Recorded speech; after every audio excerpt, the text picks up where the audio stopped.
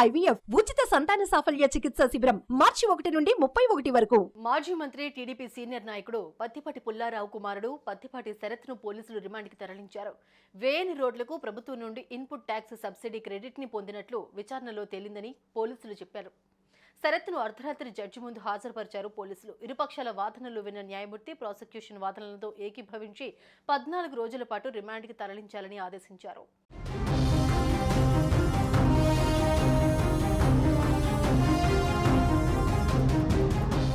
GST ఎగువేత, నిర్మాణ పనుల్లో నిధుల మళ్లింపునకు పాల్పడ్డారనే ఆరోపణలపై అరెస్టైన ఏపీ మాజీ మంత్రి ప్రత్తిపాటి పుల్లారావు కుమారుడు శరత్కు న్యాయస్థానం 14 రోజుల జ్యుడిషియల్ రిమాండ్ విధించింది. శరత్ను గురువారం హైదరాబాద్లో అదుపులోకి తీసుకున్న అనంతరం విజయవాడకు తీసుకొచ్చారు. వైద్య పరీక్షల అనంతరం క్రీస్తు రాజాపురంలోని 1వ అదనపు chief metropolitan magistrate court judge Kareemulla నివాసంలో పోలీసులు శరత్ను హాజరుపరిచారు.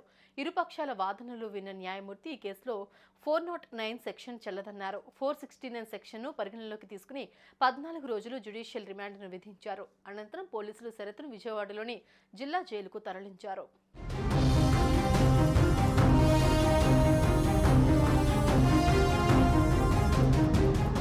రాజధాని ప్రాంతంలో రోడ్ల నిర్మాణాలకు సబ్ కాంట్రాక్ట్ పొందిన అవెక్స్ సంస్థ రోడ్లు నిర్మించకుండానే వేసినట్లు నకిలీ బిల్లులతో ఇన్పుట్ ట్యాక్స్ క్రెడిట్ పొందినట్లు విచారణలో తేలిందని పోలీసులు తెలిపారు.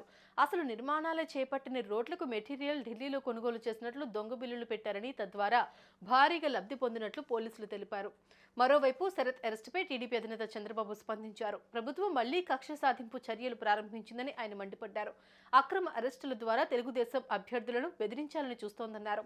ఇది ముమ్మాటికి కక్ష సాధింపు చర్యనన్న Chandrababu, director general of GST intelligence ద్వారా అక్రమ కేసులు పెట్టి టీడీపీ నేతలను టార్గెట్ చేస్తున్నారన్నారు.